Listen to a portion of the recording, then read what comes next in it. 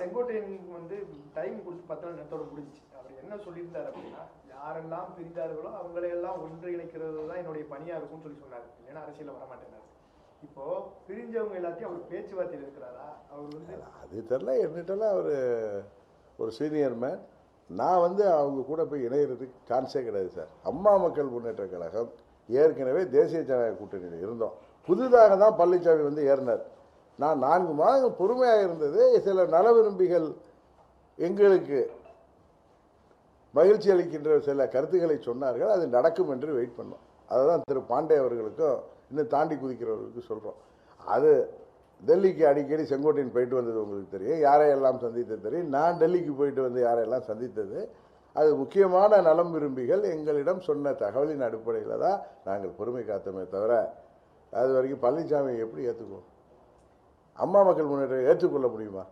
அதனால் அவர்கள் கொஞ்சம் புரிஞ்சுக்கணும். அன்றைக்கே சொல்லலை, இன்றைக்கே இவங்க யூடியூப் சேனல் நடத்துறதுக்கு, இவங்க டைமை ஃபுல் பண்ணுறதுக்கு எங்களை இழுத்தால் நாங்கள் இன்னும் அடுத்த கட்டம் தாண்டி அவர்களை வெளிச்சத்துக்கு கொண்டு வர்ற மாதிரி இருக்குமே தவிர, இது எதற்கு சொல்கிறேன்னா, தேவையற்ற கருத்துக்களை பரப்புகிறார்கள் சில யூடியூப் சேனல்ஸ். அவர்களுக்கு சொல்லிக்கொள்வது, நாங்கள் கிளியராக இருக்கிறோம்.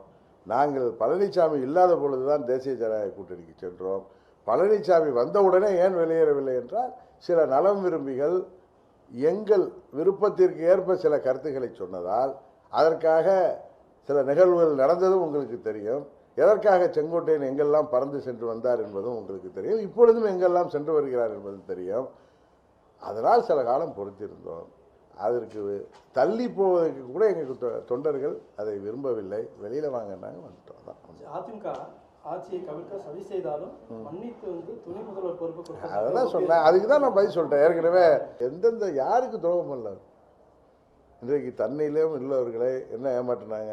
இன்னொரு கட்சி வரப்போகுது, அவங்க 80 சீட்டு பேசிட்டோம், அவரை பற்றிலாம் தப்பாக பேசாதீங்க அப்படின்னு சொல்லி அந்த கட்சி தலைவர் மதுரையில் போய் ஒரு வெளிச்சத்துக்கு கொண்டு வந்தார். இன்னும் வந்து பிரம்மாண்ட கட்சி எது சிலோன்லேருந்து எதுவும் வரலான்னு நினைக்கிறேன். இல்லை ஆந்திராவில் உள்ள ஏதாவது ஒரு கட்சி இவரோட கூட்டணிக்கு வரலான்னு நினைக்கிறேன். சார், அதிமுக கவிழ்க்க நினைத்த சில பேரை மன்னிச்சு அவங்களுக்கு துணை முதலமைச்சர் அதான்ப்பா, அதான் நான் முன்னாடியே என் பதிலை திருப்பி பார்த்தீங்கன்னா, திரு பன்னீர்செல்வம் அவர்கள் எதற்காக அங்கே திருப்பி சென்றாரு எல்லாத்துக்கும் பதில் சொல்லிட்டேன். கரெக்டா? அந்த ஆட்சியை அவர் 11 எம்எல்ஏக்களோட எங்கள் 18 எம்எல்ஏக்கள் இல்லாத சமயத்தில் ஆட்சியை காப்பாற்றுவதற்கு பிரதமர் சொல்லி தான் போனேன்னு சொன்னார். அது திரும்ப திரும்ப கேட்குறீங்க. நான் இப்போ தானே சொன்னேன். என்னுடைய முதல்